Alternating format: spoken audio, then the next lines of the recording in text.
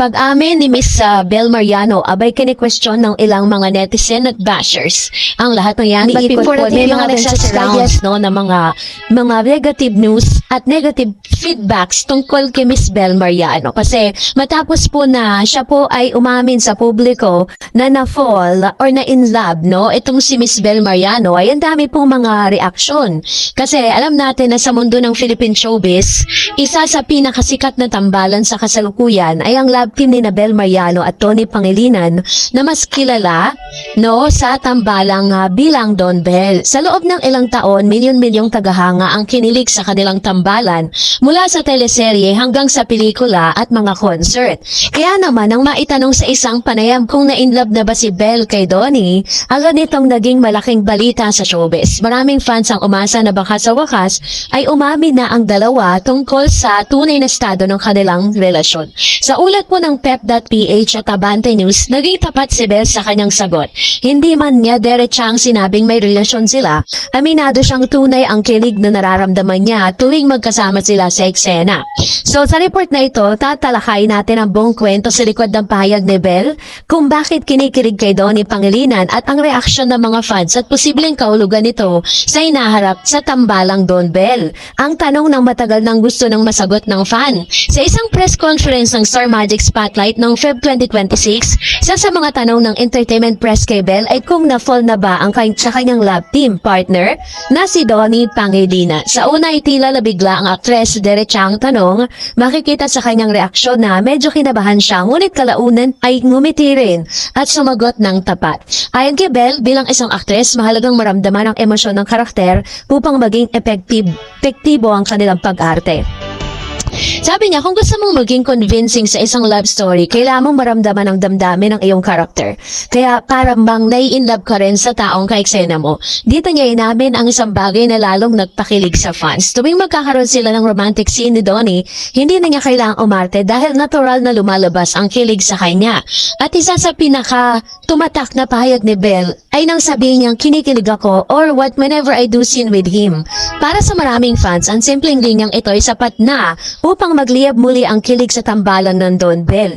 Hindi rin lingid sa kaalaman ng publiko na halos 5 taon nang magkalab team ang dalawa. Sa tagal ng kanilang pinagsamahan, natural lamang na magkaroon sila ng malalim na pagkakaunawaan sa isa't isa. Ayon kay Bel, kabisado na nilang style ang trabaho ng bawat isa dahil dito mas madali para sa kanila na maglabas ng emosyon sa kanilang mga eksena. Bagamat hindi tahasang inamin ni Bel na may relasyon sila ni Donnie, malinaw sa kanyang mga salita na mahalaga ang aktor sa kanyang buhay. Ayon sa kanya, si Donnie ay isang very special person at isa ring blessing sa kanyang buhay.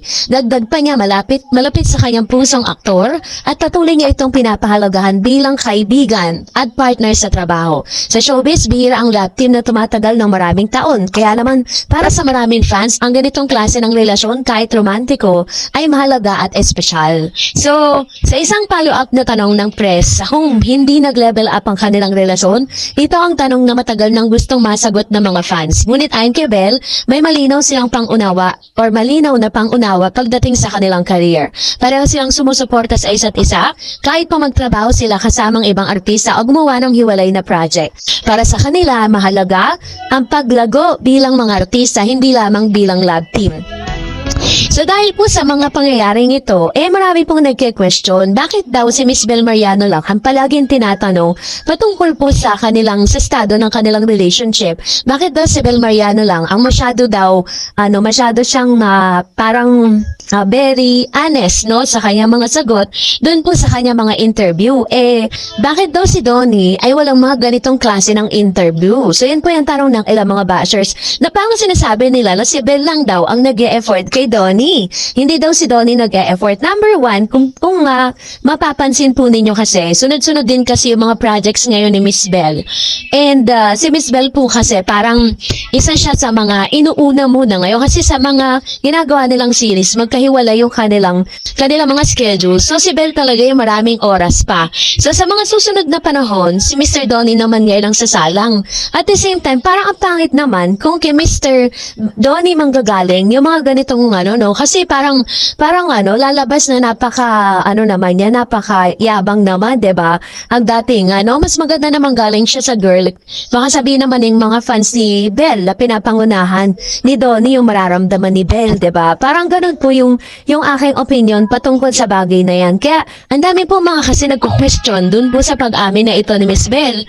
Kaya nga alam nyo, at tulad ng like kung sinasabi, bakit may mga artista na very evident na, kumbaga kitang-kita mo na obvious na yung kanilang relationship pero never po nilang aaminin sa publiko because yan ang isa sa mga dahilan kasi kahit gaano kaayos ang relationship ng isang couple sa showbiz, pilit po yan hahanapan ng issue, pilit hahanapan ng butas para talagang masira. Ganun po yung kalakaran dyan, lalo na po yung mga bashers. Dahil dami pong bashers ng Don Belle, ang dami pong bashers ni Donnie, ang daming bashers ni Belle, at ang dami rin mga bashers ng Don Belle kasi nga kinukumpara sila sa ilang mga love team dito sa ABS-CBN, diba? So, which is understandable naman kasi talagang ganun, may competition talaga. Pero, pinatutunayan lang ni Belle tsaka ni Donnie na hindi po sila nagpapanggap, Katulad si Belle, sinabi niya na, inaamin niya na once na nagkakaroon sila ng scene at nang parang magka-eksena sila ni Donnie, hindi niya na kailangang umarte na siya'y kinikilig. Inamin niya na yun talaga yung genuine na nararamdaman niya kapag ka-eksena niya si Mr. Donnie. So, hindi na po siya hirap. Kumbaga parang, yung isa't isa, si Donnie ay comfort zone ni Miss Belle at ganon din naman si Donnie, comfort zone niya na rin si Belle. Kumbaga kabisado na nila yung isa't isa kung paano sila aatake sa pag-arte, kung paano nila papasukan ng emosyon yung kanilang mga ginagawa ngayon. Kaya I think mas magiging madali para sa kanilang dalawa na matapos yung kanilang series, ginagawang taping ng series or shooting nila dahil nga nakabisado na nila yung isa't isa. So kayo po, anong niyang saloobin patungkol dito, mag-comment kayo sa comment section. That's it for today.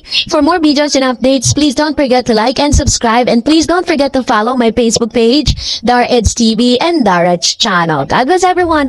That's it. Hindi tawa sa Dareds